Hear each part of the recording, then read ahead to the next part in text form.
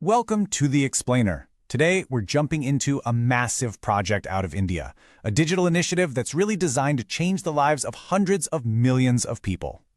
Okay, let's kick things off with a number that's, well, it's pretty staggering. 93%. That's the estimated slice of India's entire workforce that belongs to what's called the unorganized or informal sector. And this leads to a really critical question. You've got this huge workforce that literally powers the economy, but historically they've often had zero access to basic protections, things like insurance, pensions, or any kind of formal job security. So to really get why this new solution is such a big deal, we first have to understand the people at the very heart of it. Who exactly makes up this so-called invisible workforce? Well, we're talking about the folks who build our cities, the agricultural laborers growing our food, the vendors on our streets, and yeah, the gig workers who deliver our packages. These people are truly the backbone of the economy, but they're often working without any formal contracts or benefits. So to tackle this enormous gap, the Indian government launched a really ambitious digital solution. It's called the e-Shram portal. Now, you can think of it as a gigantic, central digital platform. Its main job is to register all of these workers and, for the very first time for many of them, bring them into a formal system with a real, verifiable identity. Now here's where it gets really clever. When a worker registers, they get this unique 12-digit number called a Universal Account Number, or UAN. And this isn't just some random ID. It's basically your portable key. It unlocks access to benefits and proves your identity no matter where you are in India. Okay, so that raises a couple of obvious questions. Who exactly is this for? And how does a worker actually get on board? Well, the criteria were designed to be really broad on purpose. You have to be between 16 and 59, and, this is the crucial part, you can't already be a part of existing formal social security schemes. This makes sure the portal is targeting the exact people it's meant to help. You know, the ones who've been falling through the cracks of the formal system for years.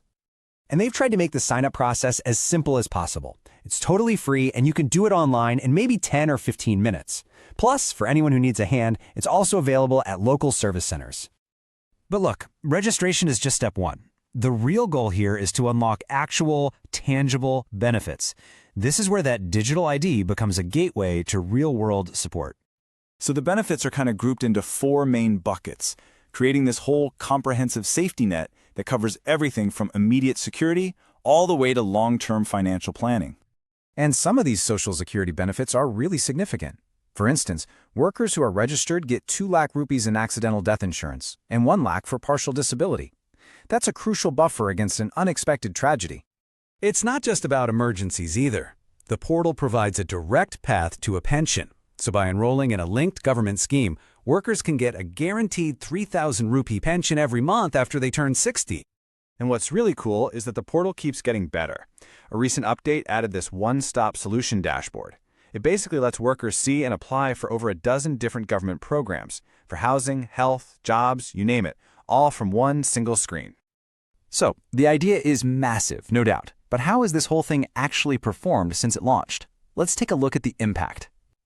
Well, it's moved pretty fast. It launched back in August of 2021 and has been evolving ever since. You can see these key updates, like that integrated dashboard in 2024 and adding more languages in 2025, have made it way more powerful and easier to use. And the number of people who have signed up, it's just mind-boggling. As of late 2024, over 30 crore workers had registered. To put that in perspective, that's nearly the entire population of the United States. It's immense. Now, when you dig into the data, you get this incredible snapshot of India's informal economy. Over 40% of everyone who's registered works in agriculture, making it the biggest sector by a long shot. After that, you've got construction and domestic work. So when you boil it all down, this is the main takeaway. The e-Shram's portal isn't just a database. It's an active tool built for empowerment.